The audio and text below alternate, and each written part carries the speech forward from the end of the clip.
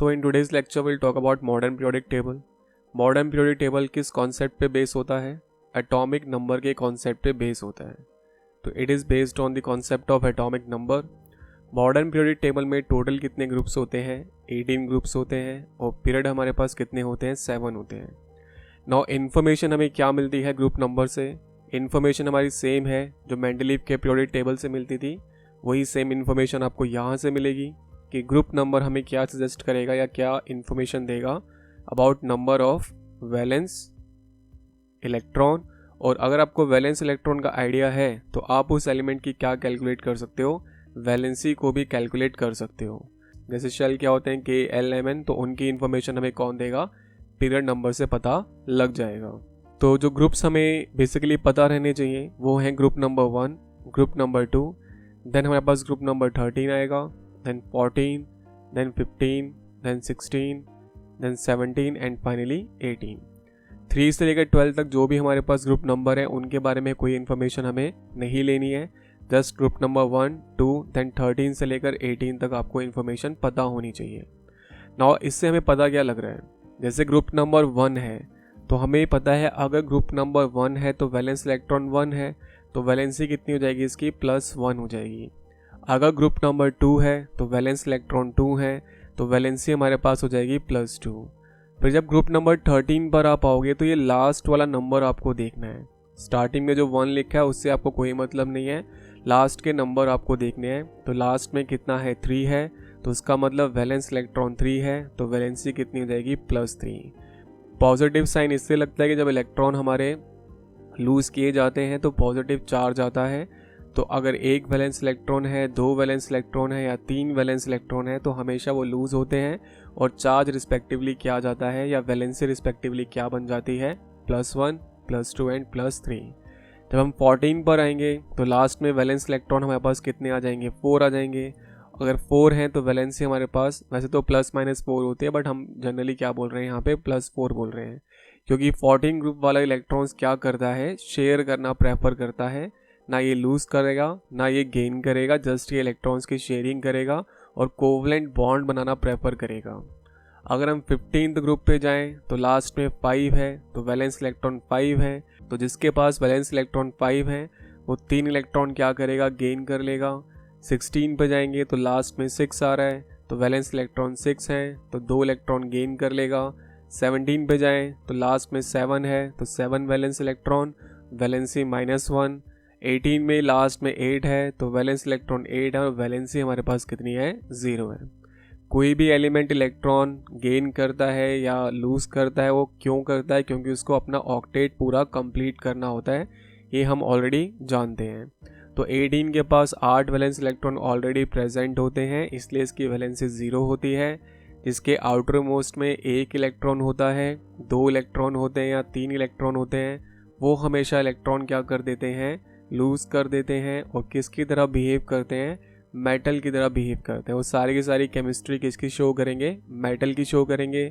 और अगर हमारे पास वैलेंस इलेक्ट्रॉन 5 होते हैं, 6 होते हैं या 7 होते हैं, तो हमेशा इलेक्ट्रॉन क्या किए जाते हैं? गेन किए जाते हैं. और उनकी केमिस्ट्री कौन सी हो जाती है? नॉन मेटल वाली प्रॉपर्टीज़ दिखाते हैं. मतलब वैलेंस इलेक्ट्रॉन 5, 6 या 7 है तो वो सब के सब नॉन मेटल हैं, और अगर वैलेंस इलेक्ट्रॉन 1, 2, 3 है तो वो सब के सब कौन है? मेटल हैं. ऑब्वियसली एक्सेप्शंस वगैरह होती हैं, बट वो हमें हायर स्टैंडर्ड में देखनी होती हैं. इस लेवल के लिए इतना सफिशिएंट होता है. नाउ ग्रुप नंबर और पीरियड नंबर हम यूज़ कैसे करते हैं एक बार उसको भी चेक कर लेते हैं. तो जैसे हमें कहता है कि एक एलिमेंट है X जो पीरियड नंबर 3 को बिलोंग करता है एंड ग्रुप नंबर 2 में एग्जिस्ट करता है, तो हमसे पूछ रहा है कि आइडेंटिफाई करो ये जो एलिमेंट है X वो कौन है, इसकी कॉन्फ़िगरेशन बताओ, इसका एटॉमिक नंबर बताओ. ये सब हमसे पूछ रहा है. एंड अगेन पूछ रहा है कि ये मेटल है या नॉन मेटल है, इसकी भी इन्फॉर्मेशन आपको बतानी है. तो ऐसे क्वेश्चन टैकल करना बहुत ईजी होता है. आप देखें ग्रुप नंबर 2 है, तो ग्रुप नंबर 2 का मतलब जो वैलेंस इलेक्ट्रॉन हमारे पास होंगे वो कितने हो जाएंगे? 2 हो जाएंगे. तो अगर वैलेंस इलेक्ट्रॉन 2 हैं तो वैलेंसी हमारे पास कितनी हो जाएगी? +2 हो जाएगी.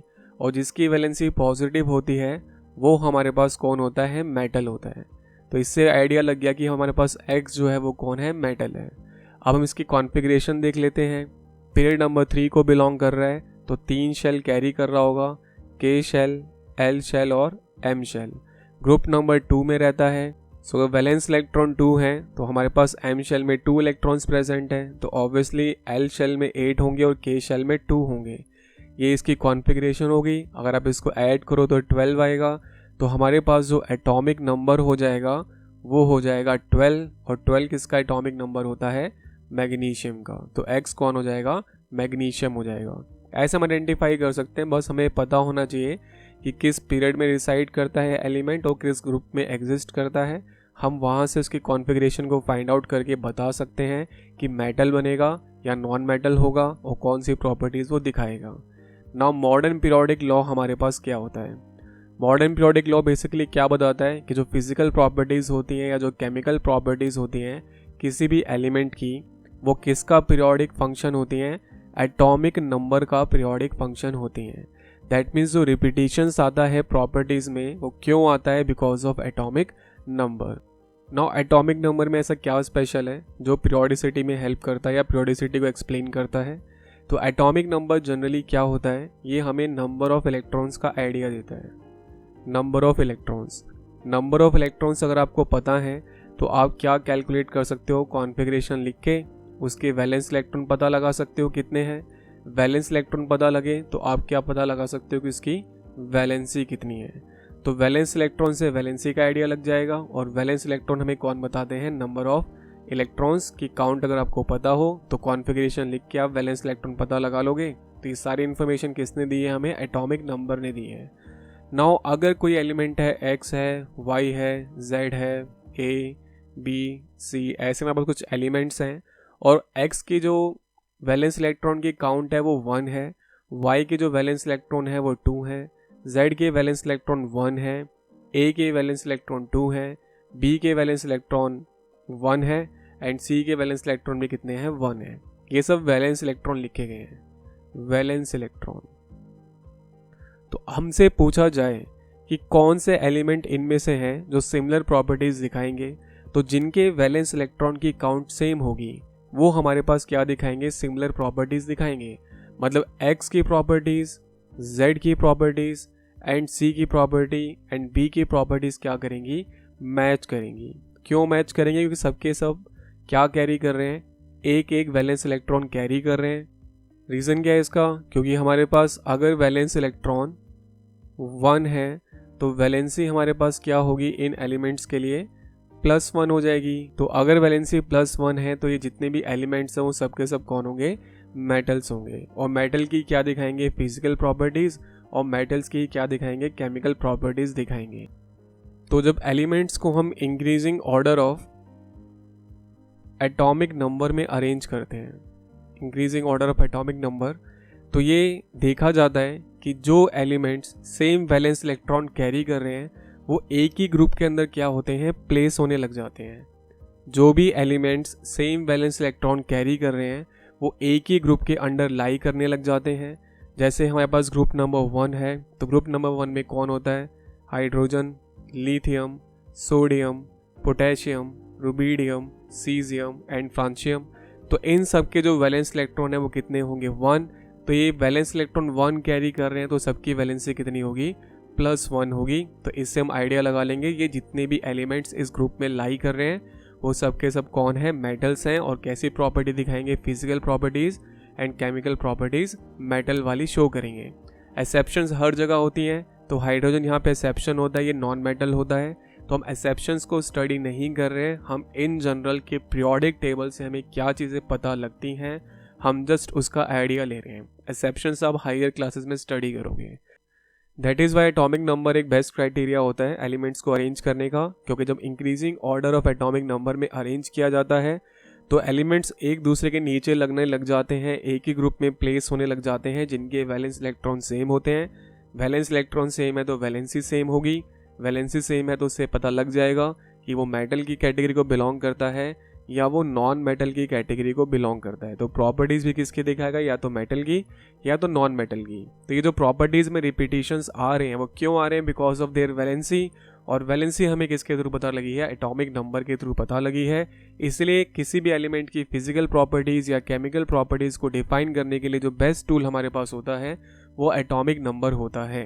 That is a modern periodic table किसके ऊपर बेस है, एटॉमिक नंबर के कॉन्सेप्ट पर बेस है। नाउ हमें क्या स्टडी करने हैं, ट्रेंड्स स्टडी करने हैं मॉडर्न पीरियोडिक टेबल में। और पहला ट्रेंड हमारे पास किसके लिए है, एटॉमिक साइज के लिए है।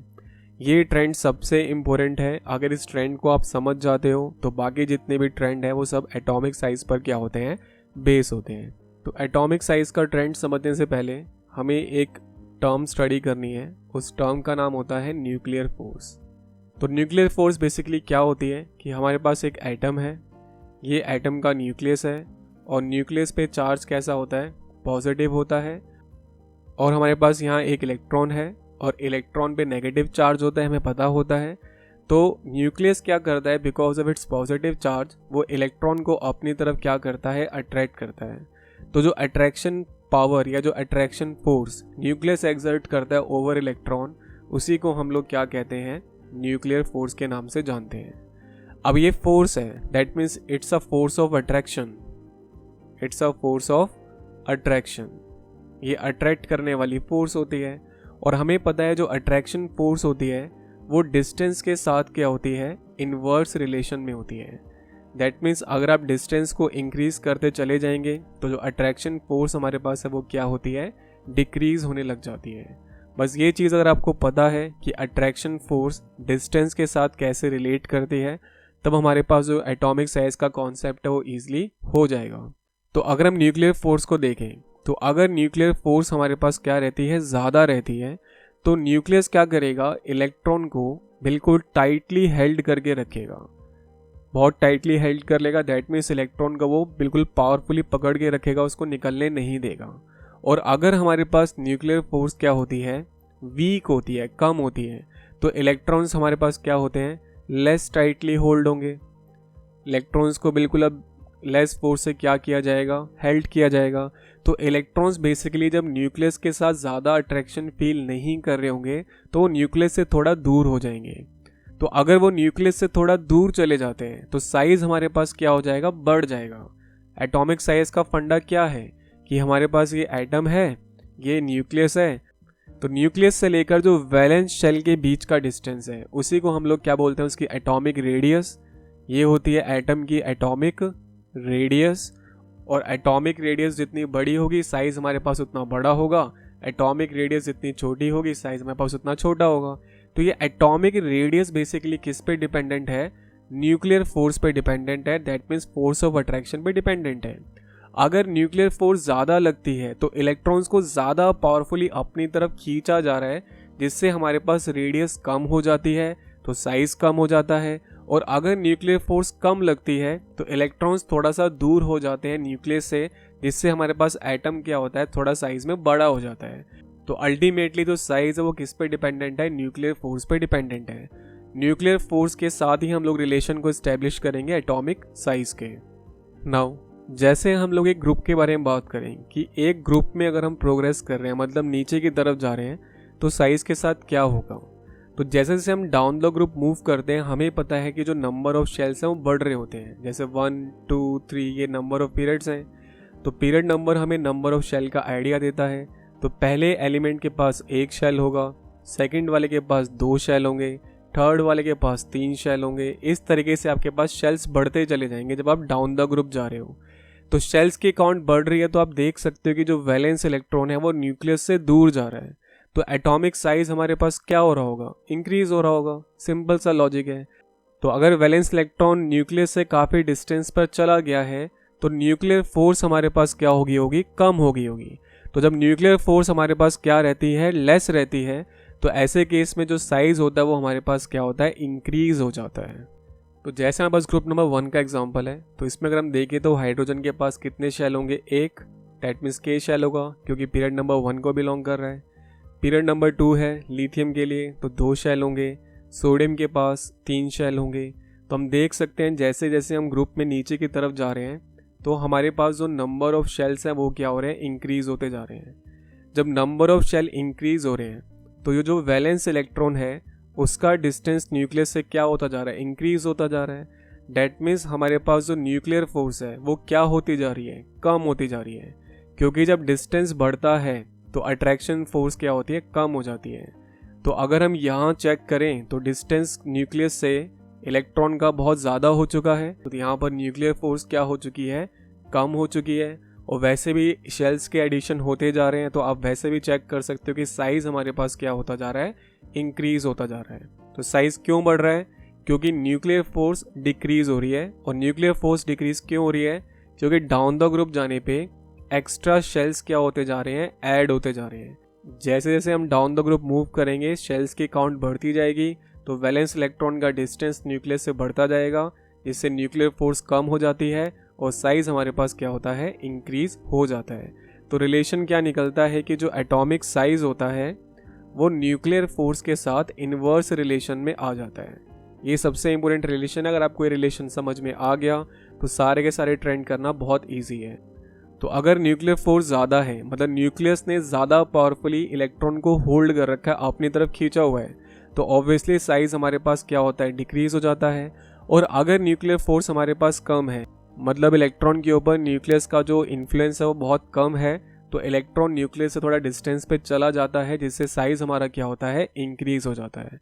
तो यहाँ क्या रीज़न है कि डिस्टेंस बढ़ता जा रहा है वैलेंस इलेक्ट्रॉन का, क्योंकि नंबर ऑफ शेल्स बढ़ते जा रहे हैं, तो वैलेंस इलेक्ट्रॉन का डिस्टेंस बढ़ता जा रहा है, जिससे अट्रैक्शन फोर्स कम होती जा रही है और साइज हमारे पास बढ़ता जा रहा है। तो ये हो गया डाउन द ग्रुप का सिनेरियो। अगर हम अलोंग द पीरियड चलें, डाउन द ग्रुप तो कंप्लीट हो गया, बट अगर हम एक पीरियड की तरफ आगे बढ़ रहे हैं तो हम ये देखते हैं जितने भी एलिमेंट्स एक पीरियड के अंदर आते हैं सबके पास जो शेल की काउंट होती है वो क्या रहती है, सेम रहती है। आप चेक कर सकते हैं पीरियड नंबर 2 है तो इसके पास भी 2 शेल है, लिथियम के पास, बेरिलियम के पास भी 2 है, नाइट्रोजन के पास भी 2 है, नियोन के पास भी 2 हैं, सबके पास 2 शेल हैं। अब लिथियम ग्रुप नंबर 1 को बिलोंग करता है, बेरिलियम 2 को बिलोंग करता है, बोरॉन जो है वो 13 को बिलोंग करता है, carbon 14, nitrogen 15, oxygen 16, chlorine 17 and neon 18 group को बिलोंग करता है। तो अगर आप इनकी कॉन्फ़िगरेशन लिखो तो सबके पास शेल कितने होंगे, 2 ही होंगे, क्योंकि पीरियड नंबर 2 के बिलोंग कर रहे हैं। तो यहाँ पर K में हमेशा 2 इलेक्ट्रॉन रहेंगे। लिथियम ग्रुप नंबर 1 को बिलोंग कर रहा है, मतलब L में कितने आ जाएंगे, 1। बेरिलियम में K में 2 हो जाएंगे और L में कितने हो जाएंगे, 2। यहाँ पर क्या हो जाएगा, L में 3 हो जाएंगे, यहाँ L में 4 हो जाएंगे, L में 5, L में 6, L में 7 और L में 8। ऑब्वियसली सबके पास K शेल पूरा कम्प्लीटली फिल है, तो उसको मैं शो नहीं कर रहा हूँ, मैं जस्ट लास्ट इलेक्ट्रॉन कौन से शेल में आ रहा है मैं उसको यहाँ पे रिप्रेजेंट कर रहा हूँ। तो सबके पास अगर हम देखें तो जो लास्ट इलेक्ट्रॉन है वो क्या कर रहा है, लास्ट इलेक्ट्रॉन जा रहा है सेम शेल के अंदर। वो सेम शेल कौन सा है, L है। लिथियम का भी L में गया, बेरिलियम के लिए भी L, बोरॉन के लिए भी L। इस तरीके से हर एक एलिमेंट का जो लास्ट इलेक्ट्रॉन है वो L शेल में जा रहा है। अब इसको समझने के लिए बहुत सिंपल सी एक एनालॉजी हमारे पास है कि अगर एक टीचर है, सपोज ये टीचर है और टीचर एक क्लासरूम को क्या कर रहा है, कंट्रोल कर रहा है। तो अगर क्लासरूम में एक स्टूडेंट है तो टीचर के लिए उसको कंट्रोल करना काफ़ी ईजी है। अगर क्लासरूम में 2 स्टूडेंट आ जाते हैं तो 2 स्टूडेंट थोड़ा सा आपस में बात भी करेंगे, तो टीचर को क्या करना पड़ेगा, अपना इन्फ्लुएंस थोड़ा बढ़ाना पड़ेगा ताकि वो दोनों स्टूडेंट को कंट्रोल में रख पाए, डिसिप्लिन में रख पाए। बट अगर आप यहाँ पर स्टूडेंट्स को ऐड करते जाओ, मतलब यहाँ पे स्टूडेंट्स आते जा रहे हैं, क्लासरूम हमारा फिल होता जा रहा है, तो हर एक स्टूडेंट के ऊपर अपना इन्फ्लुएंस रखने के लिए या उनके ऊपर डिसिप्लिन बनाने के लिए या उनको डिसिप्लिन में रखने के लिए जो टीचर हमारे पास होगा वो क्या करेगा, अपनी पावर को इंक्रीज करेगा। दैट मीन्स अपना इन्फ्लुएंस बढ़ाएगा, ज़्यादा पावर एक्सर्ट करेगा, तभी वो हर एक स्टूडेंट को ईजिली क्या कर पाएगा, डिसिप्लिन में रख पाएगा। तो ये हमारे पास कौन है, न्यूक्लियस है। ये जो टीचर का जो हमने यहाँ पे एग्जाम्पल लिया था वो न्यूक्लियस है। अब न्यूक्लियस हमारे पास है और ये हमारे पास लास्ट वाला शेल है, जो यहाँ पे L शेल था ऊपर एग्जाम्पल में, वो ये वाला शेल है। तो जैसे जैसे L शेल में इलेक्ट्रॉन्स आप ऐड करते जा रहे हो तो उन इलेक्ट्रॉन्स को हैंडल करने के लिए, उन इलेक्ट्रॉन्स को होल्ड करने के लिए न्यूक्लियर फोर्स क्या कर रही होगी, इंक्रीज होती जाती है। जैसे जैसे इलेक्ट्रॉन्स आप ऐड करते जाओगे उन इलेक्ट्रॉन्स को होल्ड करने के लिए न्यूक्लियर फोर्स क्या होती है, बढ़ती चली जाती है। और अगर न्यूक्लियर फोर्स हमारे पास बढ़ती है तो साइज हमारे पास क्या होता है, कम हो जाता है। दैट मीन्स जो वैलेंस शेल होता है वो न्यूक्लियस की तरफ पुल होता है। ज़्यादा पावर से न्यूक्लियस अगर वैलेंस शेल को अपनी तरफ क्या करेगा, अट्रैक्ट करेगा, तो साइज हमारे पास क्या हो जाएगा, कम हो जाएगा। तो अलोंग द पीरियड जाने पे साइज हमारे पास डिक्रीज होता है, बट डाउन द ग्रुप जाने पे साइज हमारे पास इंक्रीज होता है। तो जब हम डाउन द ग्रुप मूव करते हैं तो नंबर ऑफ शेल क्या होते हैं, इंक्रीज होते चले जाते हैं, जिसकी वजह से न्यूक्लियर फोर्स क्या होती है, डिक्रीज हो जाती है और एटॉमिक साइज हमारे पास इंक्रीज हो जाता है। बट लेफ्ट टू राइट जाते हैं, एक पीरियड में मूव करते हैं तो नंबर ऑफ शेल हमारे पास क्या रहते हैं, सेम रहते हैं। और इलेक्ट्रॉन जो होते हैं उसी सेम शेल में क्या हो रहे हैं, फिल हो रहे हैं, जिसकी वजह से न्यूक्लियर फोर्स बढ़ती है और साइज हमारे पास डिक्रीज हो जाता है। तो ये था एटॉमिक साइज का कॉन्सेप्ट। तो मेटल बेसिकली कौन होते हैं, मेटल वो होते हैं जो इलेक्ट्रॉन क्या करते हैं, लूज करते हैं। तो हमें इलेक्ट्रॉन लूज करने हैं, तो जब हम डाउन द ग्रुप जा रहे हैं तो नंबर ऑफ शेल बढ़ रहे थे, शेल की काउंट क्या हो रही थी, इंक्रीज हो रही थी। तो जो वैलेंस इलेक्ट्रॉन है उसके ऊपर न्यूक्लियर फोर्स क्या लगेगी, कम लगेगी।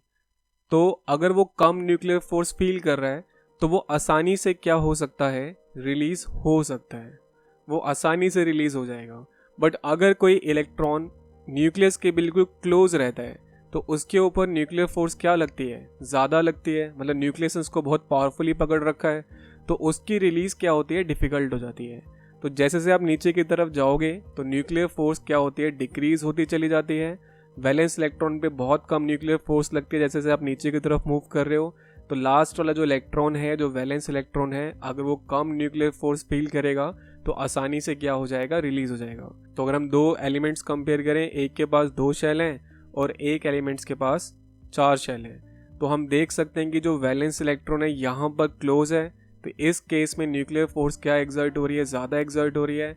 और सेकंड वाले केस में न्यूक्लियर फोर्स हमारे पास कम एग्जर्ट होगी क्योंकि डिस्टेंस हमारे पास क्या है, बढ़ चुका है।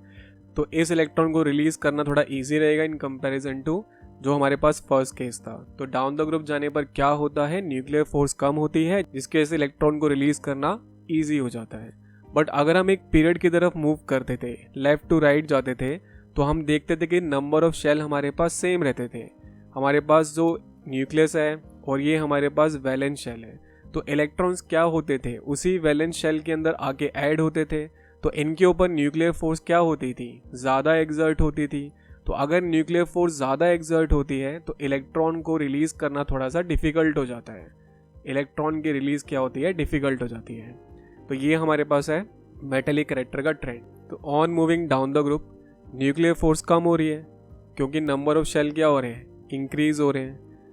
तो जो वैलेंस इलेक्ट्रॉन है वो लेस न्यूक्लियर फोर्स क्या करेगा, फील करेगा, जिसकी वजह से इलेक्ट्रॉन को रिलीज करना क्या होता है, ईजी हो जाता है। तो मेटलिक कैरेक्टर बढ़ जाता है। तो अगर हम एक पीरियड में मूव कर रहे हैं तो न्यूक्लियर फोर्स क्या हो रही होती है, इंक्रीज हो रही होती है, क्योंकि इलेक्ट्रॉन्स क्या हैं, सेम शेल के अंदर फिल हो रहे होते हैं। तो जो वैलेंस इलेक्ट्रॉन है वो ज़्यादा न्यूक्लियर फोर्स फील करेगा और उसको रिलीज करना क्या हो जाएगा, डिफिकल्ट हो जाएगा। इसीलिए मेटलिक कैरेक्टर क्या होता है, डिक्रीज हो जाता है। तो ये मेटलिक कैरेक्टर का ट्रेंड है।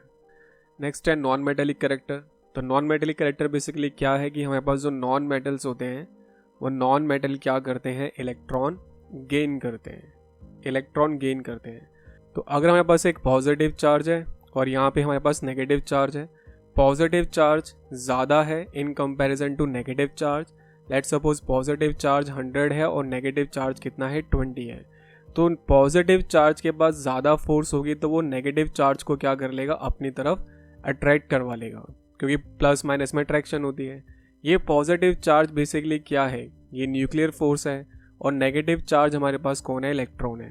तो अगर न्यूक्लियर फोर्स ज़्यादा होती है तो वो इलेक्ट्रॉन को बहुत फास्टली या बहुत ईजिली क्या कर लेगा, अट्रैक्ट कर लेगा और ऐड हो जाएगा जो आपका इलेक्ट्रॉन है एटम के अंदर। और अगर हमारे पास न्यूक्लियर फोर्स वीक होती है, न्यूक्लियर फोर्स वीक होती है तो इलेक्ट्रॉन को ऐड करना हमारे लिए क्या है, डिफ़िकल्ट है, क्योंकि पॉजिटिव चार्ज मतलब न्यूक्लियर फोर्स बहुत वीक है, मतलब वो अपने इलेक्ट्रॉन्स को ही बहुत डिफ़िकल्टी से उसने कैप्चर करके रखा हुआ है और हम चाहते हैं कि वो एक इलेक्ट्रॉन और गेन कर ले, तो उसको भी होल्ड करने के लिए उसके पास इतनी सफिशिएंट एनर्जी या सफिशिएंट पावर नहीं है।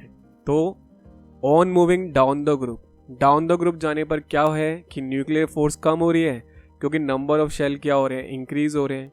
तो इलेक्ट्रॉन को गेन कर पाना क्या होता है, डिफिकल्ट हो जाता है, इसलिए नॉन मेटेलिक कैरेक्टर क्या होता है, डिक्रीज हो जाता है। ऑन दी अदर हैंड जब एक पीरियड में आप मूव कर रहे हो तो न्यूक्लियर फोर्स इंक्रीज हो रही है, न्यूक्लियर फोर्स बढ़ती है जब हम पीरियड में मूव करते हैं, और साइज हमारा क्या हो रहा होता है, डिक्रीज हो रहा होता है। तो इलेक्ट्रॉन को गेन कर पाना क्या हो जाता है, ईजी हो जाता है, इसलिए नॉन मेटेलिक कैरेक्टर क्या होता है, इंक्रीज हो जाता है। सिंपल सा फंडा है, अगर न्यूक्लियर फोर्स हमारे पास ज़्यादा है तो इलेक्ट्रॉन को गेन कर पाना बहुत ईजी है, तो नॉन मेटेलिक कैरेक्टर हमारे पास क्या हो जाएगा, ज़्यादा हो जाएगा। और अगर हमारे पास न्यूक्लियर फोर्स कम होती है तो इलेक्ट्रॉन को ऐड कर पाना थोड़ा डिफ़िकल्ट हो जाता है या गेन करना डिफ़िकल्ट हो जाता है, तो नॉन मेटेलिक कैरेक्टर क्या होता है, कम हो जाता है। तो सारी की सारी कहानी किस पे आके टिक जाती है, न्यूक्लियर फोर्स पे आके टिक जाती है। नेक्स्ट है हमारे पास वैलेंसी। तो डाउन द ग्रुप जाने पर वैलेंसी सेम रहती है क्योंकि वैलेंस इलेक्ट्रॉन की काउंट चेंज नहीं होती है। ये तो बहुत सिंपल सा कॉन्सेप्ट है कि डाउन द ग्रुप जाने पे वैलेंस इलेक्ट्रॉन नहीं बदलते, इसलिए वैलेंसी हमारी सेम रहती है। बट जब हम एक पीरियड में मूव करते हैं तब क्या होता है, अगर हम पीरियड नंबर 2 के एलिमेंट्स की कॉन्फ़िगरेशन देखें तो के में 2 इलेक्ट्रॉन आते हैं और लिथियम के लिए एल में 1 इलेक्ट्रॉन होता है, बेरिलियम के लिए 2 होते हैं। इस तरीके से सबके जो इलेक्ट्रॉन्स हैं, दैट मीन्स सबका जो लास्ट इलेक्ट्रॉन है वो किस में एंटर हो रहा है, सेम शेल में एंटर हो रहा है। जिसकी वजह से क्या होता है, जैसे आप लेफ्ट टू राइट जा रहे हो तो हम देख रहे हैं कि काउंट ऑफ वैलेंस इलेक्ट्रॉन क्या हो रही है, इंक्रीज हो रही है। तो वैलेंसी हम लोग कैसे कैलकुलेट करते हैं, तो अगर आपके पास वैलेंस इलेक्ट्रॉन 1, 2 या 3 होते हैं तो उनको लूज करना ईजी होता है। तो वैलेंसी क्या हो जाएगी 1, 2, 3 के लिए +1, +2, +3, ये ऑलरेडी हम लोग देख चुके हैं। और अगर वैलेंस इलेक्ट्रॉन 4 होते हैं तो वो शेयर करना प्रेफर करता है, बट अगर वैलेंस इलेक्ट्रॉन 5, 6 या 7 होते हैं तो इलेक्ट्रॉन गेन करना उनके लिए ईजी होता है। तो वैलेंसी क्या हो जाती है -3, -2 और -1। तो इसका मतलब पहले वो इंक्रीज हो रही है, बाद में वो क्या हो रही है, डिक्रीज हो रही है। तो ये वैलेंसी का कॉन्सेप्ट था। लास्ट हमारे पास कंपैरिजन है मेंडली पीरियोडिक टेबल और मॉडर्न पीरियोडिक टेबल का। तो पहला कंपैरिजन तो यही है कि जो फिजिकल और केमिकल प्रॉपर्टीज़ होती हैं मेंडली पीरियोडिक टेबल के अकॉर्डिंग वो एटॉमिक मास पर क्या होती हैं, डिपेंडेंट होती हैं। बट मॉडर्न पीरियोडिक टेबल में वो किस पे डिपेंडेंट होती हैं, एटॉमिक नंबर पे डिपेंडेंट होती हैं। मेंडलीव के पीरियोडिक टेबल में ये क्लियर नहीं था कि पीरियोडिसिटी क्यों आ रही है, किस वजह से आ रही है, बट मॉडर्न पीरियोडिक टेबल में क्लियर है कि जो पीरियोडिसिटी है वो वैलेंस इलेक्ट्रॉन की वजह से होती है। मेंडलीव पीरियोडिक टेबल में जो एलिमेंट्स एक ग्रुप में रखे जाते हैं उनकी प्रॉपर्टीज़ हमेशा जनरली सेम नहीं होती हैं, बट मॉडर्न पीरियोडिक टेबल में जो एलिमेंट्स सेम ग्रुप में प्लेस होते हैं उनकी प्रॉपर्टीज़ हमेशा क्या रहती हैं, सेम रहती हैं। तो ये था हमारे पास differentiation between Mendeleev periodic table and modern periodic table. So that's our app guys, and if you find this video helpful, please subscribe to this channel. Thanks.